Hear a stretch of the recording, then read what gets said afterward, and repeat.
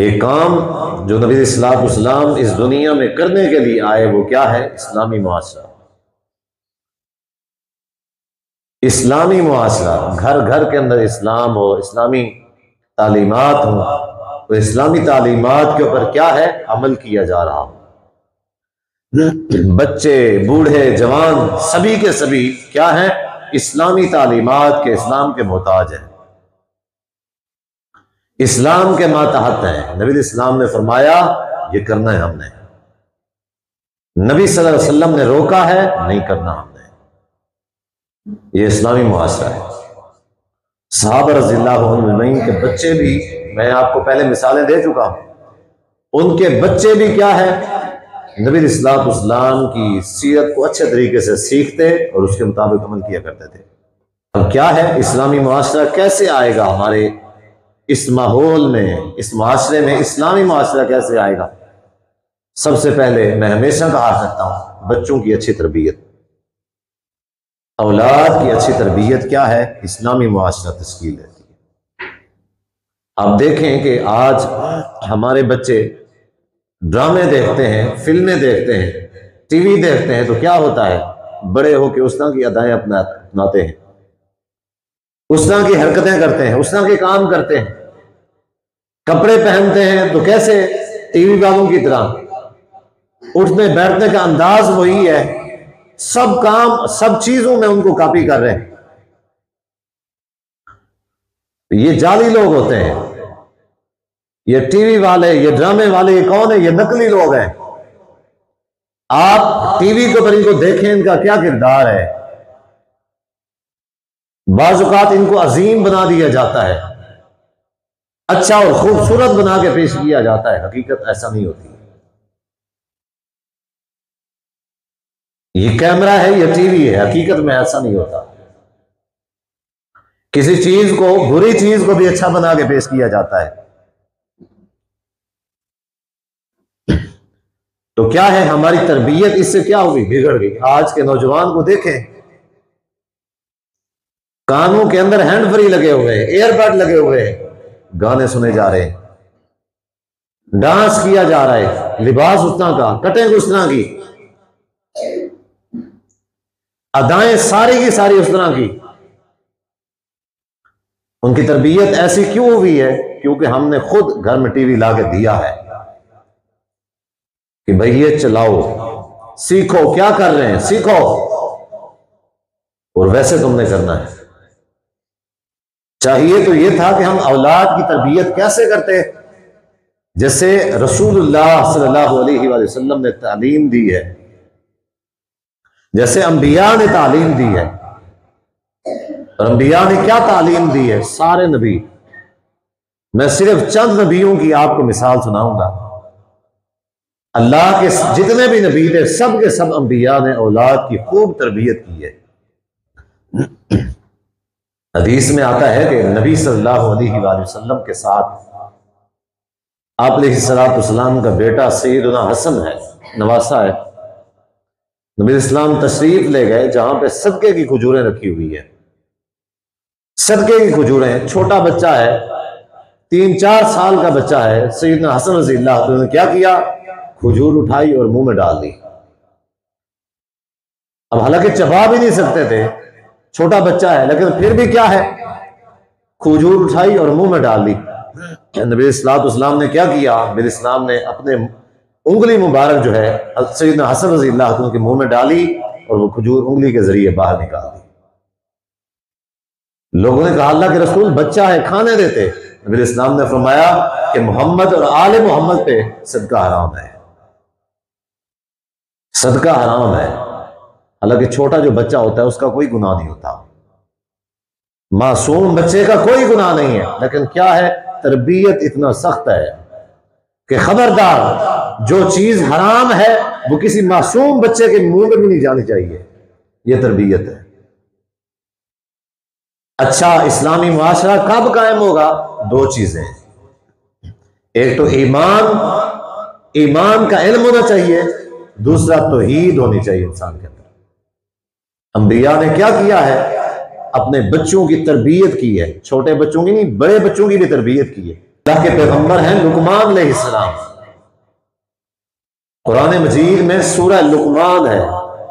अल्लाह तबारक व तआला ने उनके वो अंदाज और अल्फाज जो औलाद को नसीहत करते हुए फरमाते हैं, वो अल्लाह ने कुरान में जिक्र कर दिए हैं। वइज़ क़ाल लुक़मान लिब्निही या बुनय्या ला तुश्रिक बिल्लाहि शैया। जवान औलाद है, जवान औलाद को क्या कर रहे हैं? बचपन से तरबियत कर रहे हैं। जवान हो गए फिर भी क्या करें? ला तुश्रिक बिल्लाहि शैया। बच्चों, अल्लाह के साथ किसी को शरीक न ठहराना, अल्लाह की जात के साथ शिरक न करना। इन्न शिरका लज़ुल्मुन अज़ीम, क्योंकि ये जो शिरक है ये बहुत बड़ा जुल्म है। अल्लाह के पैगंबर हैं इब्राहीम अलैहिस्सलाम। इब्राहीम अलैहिस्सलाम क्या है? औलाद की फिक्र खाई जा रही है। अपने बेटे इस्माइल अलैहिस्सलाम को क्या किया? फलस्तीन से उठाकर लाए, और ये जो मक्का है जहां पे बैतुल्लाह बनाया हुआ है, अभी पहले बैतुल्लाह नहीं था, यहीं पे आके छोड़ा अपने बीवी को और छोटे बच्चे को, और दुआ की अल्लाह अपनी बीवी को और अपने बेटे को तेरे सुपुर्द करके जा रहा हूं क्योंकि तेरा हुक्म है।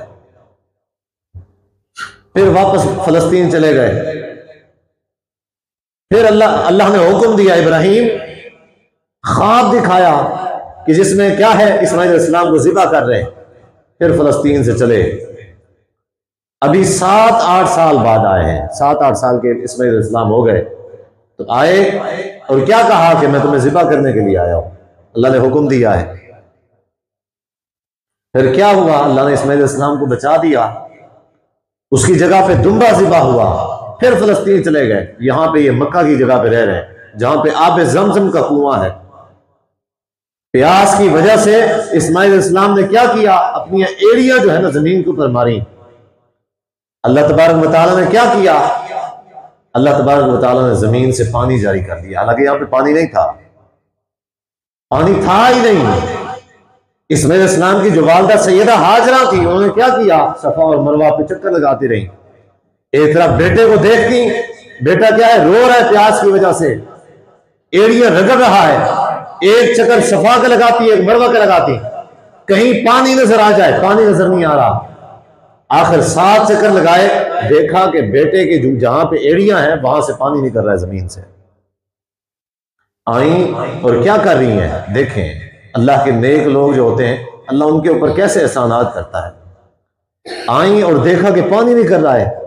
अब क्या था? पानी की वहां पे बहुत ज्यादा शिद्दत थी, पहाड़ी इलाका है और पानी बहुत ज्यादा गहरा है। उस दौर में पानी जमीन से निकालना नामुमकिन था। तो जब पानी को जमीन से निकलता हुआ देखा ना, फिर क्या किया? कहा कि ज़म-ज़म।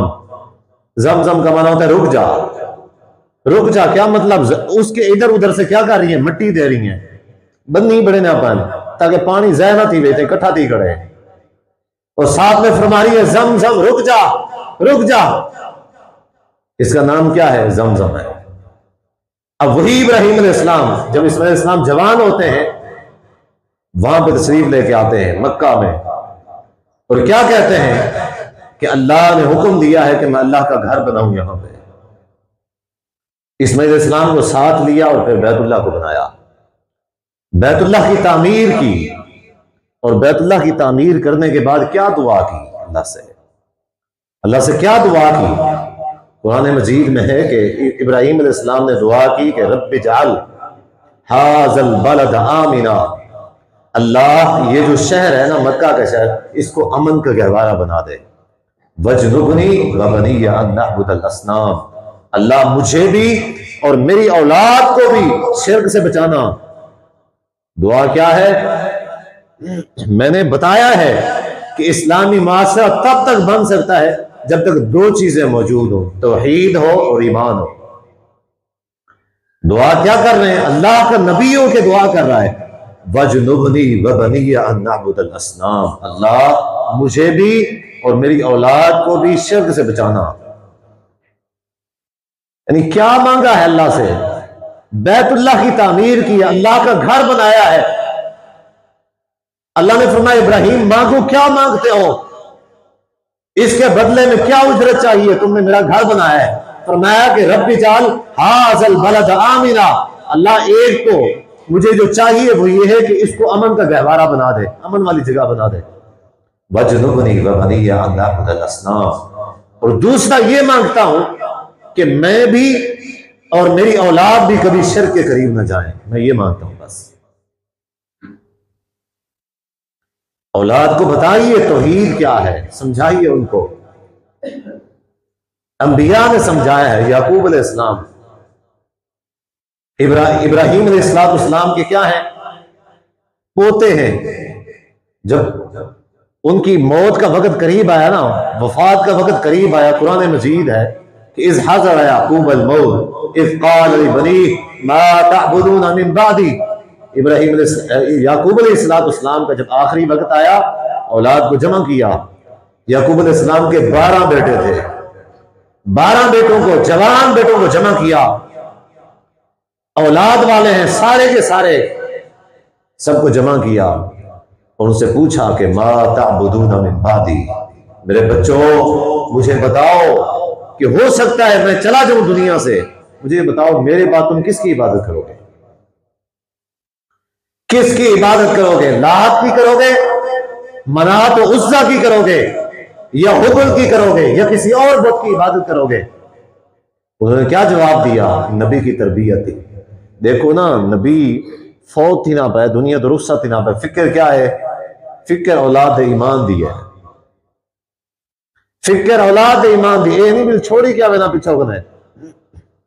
पिछोकने खोसन क्या सादा मर्दे क्या दे, ये भी तू घिनी चाहो भी हो घिन सी चाह, ये बारिश्ता तू उगने में चाहो बा तो उगले सी चाह। लेकिन अंबिया क्या है? और मैं कि माता बुदून मिन बादी, मेरे बाद मैं चला जाऊं। फिक्र थी कि कहीं ऐसा ना हो कि मैं चला जाऊं और ये क्या है, शिर्क के अंदर मुब्तला हो जाए। उन्होंने क्या कहा? क़ालू नअबुदु इलाहक व इलाह आबाइका इब्राहीम व इस्माईला व इसहाका इलाहम वाहिदा व नहनु लहू मुस्लिमून। नबी की तरबियत थी, नबी के बेटे थे। क्या जवाब दिया? कहा कि हम उस इलाह की, उस अल्लाह की इबादत करेंगे जिसकी इबादत आप करते हैं। नअबुदु इलाहक व इलाह आबाइक, जिसकी इबादत आपके बाप दादा इब्राहीम अलैहिस्सलाम किया करते थे। इस्माइल और इसहाक अलैहिस्सलाम जिसकी इबादत किया करते थे, हम भी उसी खुदा की इबादत करेंगे। इलाह वाहिदा, वही अकेला माबूद बरहक है, उसके अलावा कोई इबादत के लायक नहीं। वनहनु लहू मुस्लिमून, हम उसी के ताबे और उसी के फर्माबरदार हैं। खुश हो गए, खुशी के लम्हात थे कि मैंने इनको तौहीद अच्छे से पढ़ा और सिखा दी है। अंबिया ने औलाद की तरबियत ऐसे की। ये अंबिया की तरबियत का अंदाज है। तौहीद सिखाइए अपने बच्चों को और ईमान सिखाइए। तौहीद सिखाइए और ईमान सिखाइए। ईमान के बारे में बताइए, उनके दिलों के अंदर तकवा और ईमान पैदा कीजिए। साहबा बयान करते हैं कि नबी सल्लल्लाहु अलैहि वसल्लम ने हमारी तरबियत कुछ इस अंदाज से की कि क्या किया नबी इस्लाम ने? फतअल्लमनल ईमाना क़ब्ल अन नतअल्लमल कुराना। सबसे पहले नबी इस्लाम ने हमें ईमान बताया, पहले कुरान नहीं बताया। नबी इस्लाम ने कुरान में ये लिखा हुआ है, फलां जगह पे ये लिखा हुआ है, फलां आयत में ये इरशाद है, नबी इस्लाम ने ये नहीं बताया। नबी इस्लाम ने सबसे पहले, साहबा कहते हैं कि हमें ईमान सिखाया। उसके बाद फिर क्या हुआ? सुम्मा तअल्लमनल कुरान, फिर नबी इस्लाम ने हमें कुरान सिखाया।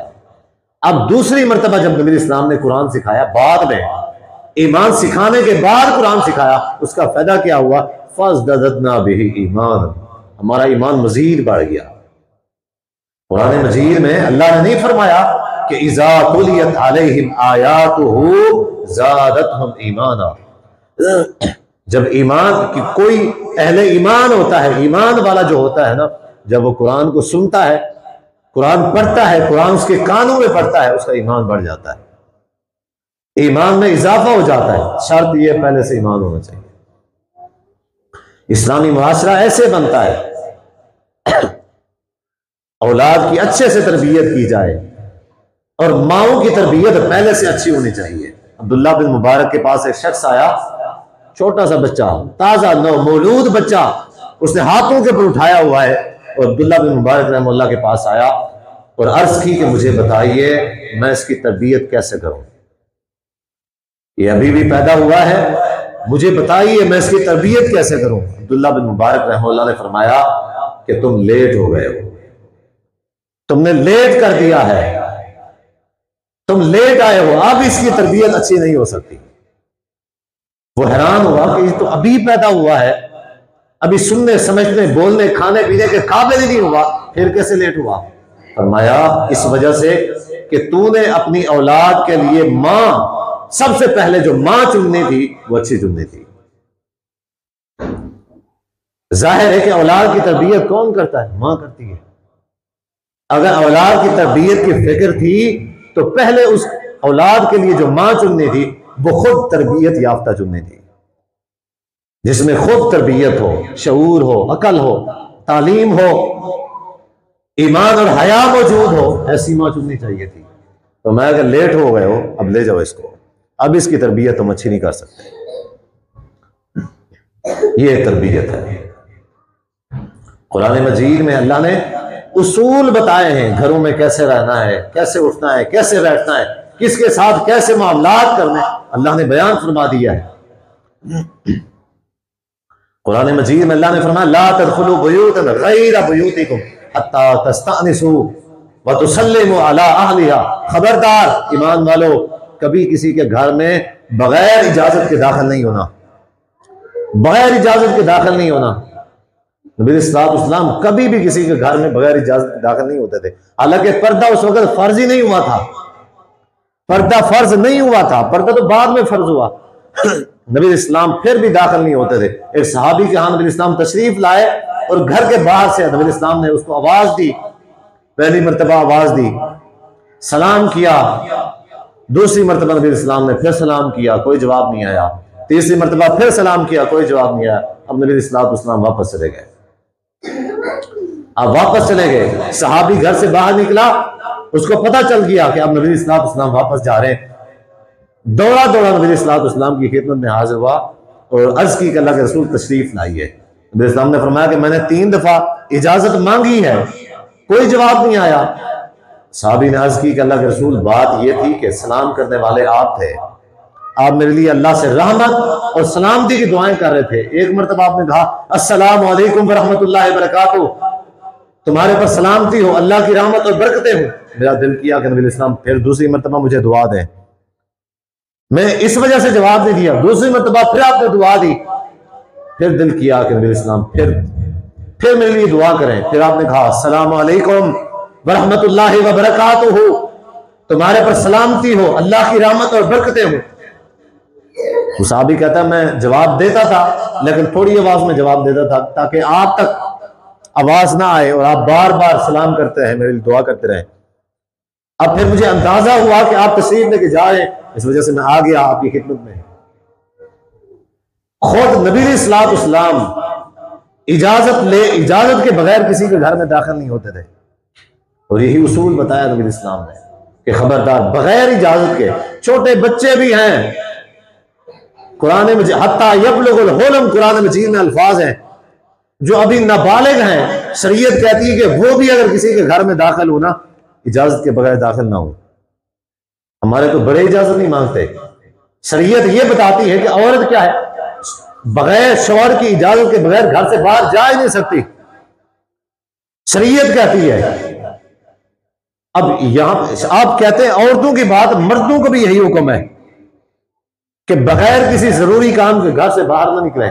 साहब रसूल ने नबी इस्लाम से पूछा मन निजा, अल्लाह के रसूल ये बताइए निजात किस चीज में है, कामयाबी किस चीज में है। नबी इस्लाम ने फरमाया अमसिक अलैका लिसानका, एक तो यह है कि अपनी जबान को कंट्रोल करो, वल यसअका फी बैतिका, दूसरा यह है कि अपने आप को घर में रोक के रखो, बगैर किसी जरूरी काम के घर से बाहर नहीं जाना, घूमना फिरना, दुकानों में, मार्केटों के, होटलों के ऊपर बैठना। नबी इस्लाम ने फरमाया ऐसा नहीं करना। ये किसको हुक्म है? मर्दों को हुक्म है, औरतों को इससे भी सख्त हुक्म है। और यहां भी हुक्म है आते जाते किसी के घर में झांकना नहीं है। आते जाते किसी के घर में झांकना नहीं है। हदीस में यहां तक भी है, नबी इस्लाम ने फरमाया मनित्ताला फी बैति कौमिन बिगैर इज़्निहिम फफतऊ ऐनहु। नबी इस्लाम ने फरमाया है ऐसा शख्स जो किसी के घर में बगैर इजाजत के झांकता है, यानी ऐसे गुजर रहा है तो क्या है, नजर मार ली है, या दरवाजे से या कहीं सुराख से दीवार के ऊपर से झांकता है, नबी इस्लाम ने फरमाया उसको इजाजत है, घर वाले को इजाजत है कि जो उसके घर में झांकता है उसकी आंख फोड़ दे, उसकी आंखें फोड़ दे। नबी इस्लाम ने आगे फरमाया फला दियत लहू वला किसास लहू, ना उसकी कोई दियत है ना उसका कोई किसास है। आंख फोड़ सकता है, उसको इजाजत है, नबी इस्लाम ने फरमाया उसके ऊपर कोई जुर्म नहीं आएगा। सख्त अहकामात है, हमें पता ही नहीं है अहकामात का, जी रहे जिंदगी बस जैसी गुजर रही है गुजार रहे, अहकामात का पता ही नहीं है शरीयत का। इसी वजह से कहा करता हूं कि हमेशा दीन सीखें, कम से कम इतना जरूर है कि जुमा के लिए जल्दी तशरीफ लाएं, दो चार दीन की बातें, दो चार मसले सीख जाएं, या कम से कम इतना जरूर होगा कि अल्लाह और अल्लाह के रसूल की बातें सुनेंगे, ईमान में इजाफा हो जाएगा।